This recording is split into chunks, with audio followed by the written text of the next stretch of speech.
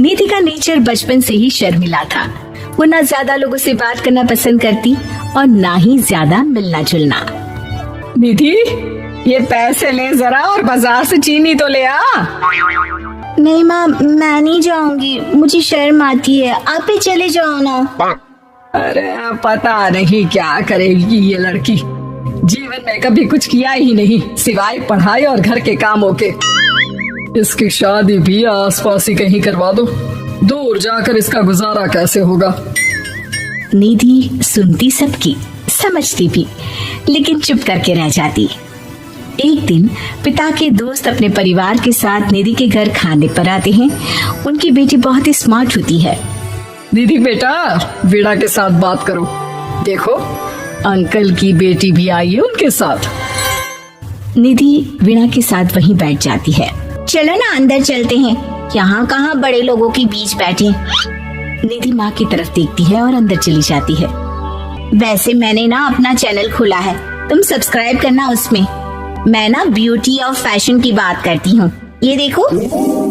ओह, इतने सारे लोगों के सामने तुम कैसे इतना बोल लेती हो? मुझे तो बहुत शर्म आती है। अरे शर्म कैसी? खैर, सीधी सादी सी निधि, उसकी शादी हो जाती है राकेश से। राकेश एक स्मार्ट लड़का था, उसे घूमना फिरना पसंद था, लेकिन निधि का शर्मिला व्यवहार वो समझ जाता है। अरे निधि, घर से बाहर क्यों नहीं निकलती? लोगों से मिला जुला करो, तभी तो पता चलेगा ना कि दुनिया कैसी है। क्या करना है पता करके? शादी से पहले पापा और अब आप। ठीक है ना, मुझे ज्यादा दुनियादारी में नहीं पड़ना। निधि की जिंदगी ठीक ठाक चल रही थी। उसके 2 लड़के होते हैं, दोनों को वो पढ़ाती लिखाती, उनका ख्याल रखती। निधि, 25 साल हो गए शादी को, दोनों बच्चे सेटल हैं। हम लोगों ने शहर में 2 मकान भी ले लिए। दोनों की शादी खुद का पता ही नहीं चला कैसे उड़ गया। हाँ ये तो है, मैं खुश हूँ। जिम्मेदारियाँ आती रही, मैं निभाती रही, और क्या चाहिए।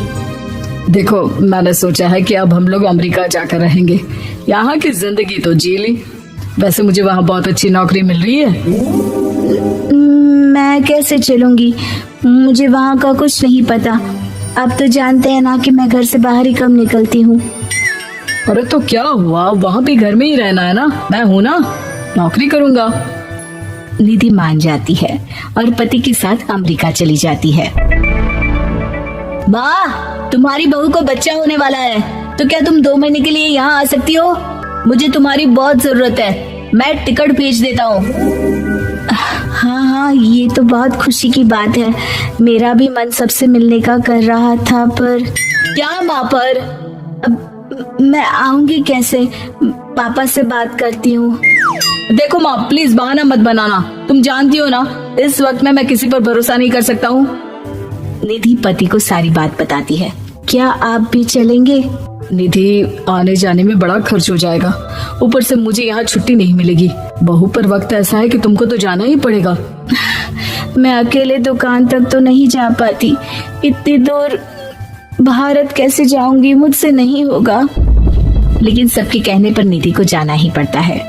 एयरपोर्ट में घबराई निधि एक मुसाफिर से कहती है, मैं ना भारत जा रही हूँ, दिल्ली जाने वाली फ्लाइट।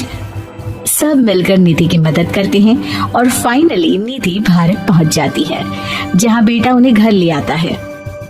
वाह माँ जी, यहाँ तो मैं भोपाल तक नहीं जा पाती, आप अमेरिका से आ गई। भाई चालाकी तो औरतों में होनी ही चाहिए, यहाँ हम बुद्धू के बुद्धू रह गए।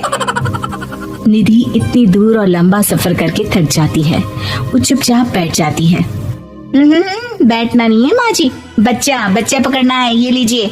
और हाँ, घर का काम तो मैं करूंगी नहीं, जानती है ना शरीर कच्चा सा है, तो मुन्ने को सुलाकर कुछ बना लीजिएगा। निधि को बहू का व्यवहार बहुत बुरा लगता है।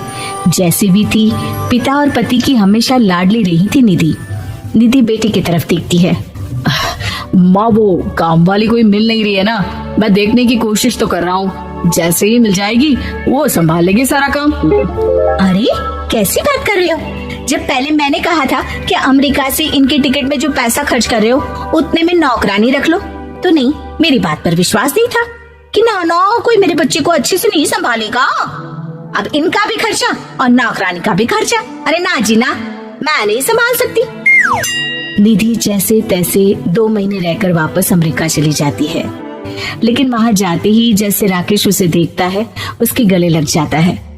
ये क्या हालत बना रखी है निधि, कैसी लग रही हो? खाना नहीं खाती थी क्या? क्या हो गया? निधि पति से कुछ नहीं कहती, बस रोती ही चली जाती है।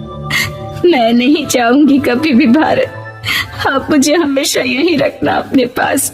राकेश बेटे को फोन करता है। तुम्हारी माँ की जो दुर्दशा करके तुमने भेजा है ना, मुझे पता होता तो मैं अपनी बीवी को कभी तुम्हारे पास नहीं भेजता। पापा आप तो रीना का नेचर जानते हैं ना, वो माँ पर हावी रहती थी, अब मैं तो ऑफिस चला जाता था। वो माँ पर जुल्म करती है और माँ भी इतनी सीधी है कि चुपचाप सहती रही। मुझे माफ कर दीजिए पिताजी। खैर राकेश कहता भी क्या, प्यार दुलार के साथ अपनी निधि को संभालने में लग जाता है। लेकिन कहते ना, वक्त हमेशा एक सा नहीं रहता। अमेरिका में ही राकेश की मृत्यु हो जाती है और निधि अकेली रह जाती है।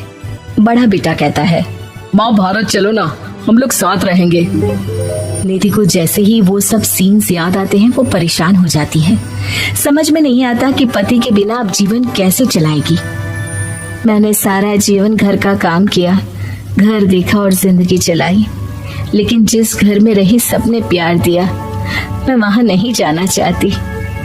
तभी राकेश जिस कंपनी में काम करता था उसका मालिक निधि के घर आता है। वो भी भारतीय ही होता है। दीदी, राकेश ने आपके बारे में बताया था। जब से आप भारत से लौटी थी उसे आपकी बहुत चिंता रहती थी, इसलिए उसने मुझसे कहा था कि कभी अगर वो ना रहे तो मैं आपको ये पैसे दे दूं। और हाँ, हम लोगों की कंपनी में आपके लिए नौकरी भी है। निधि पति के पैसे देकर मन में तसल्ली करती है और नौकरी के लिए हाँ कर देती है। अरे पागल है क्या माँ, कैसे नौकरी करोगी? ये अमेरिका है, दिल्ली नहीं। वहाँ तो तुम घर से निकल भी नहीं पाती थी, यहाँ कैसे? मेरे पति, मेरे पिता मुझे खुश देखना चाहते थे। वो लोग जब तक थे मुझे किसी चीज के लिए ना फोर्स किया, ना कभी कमी होने दी।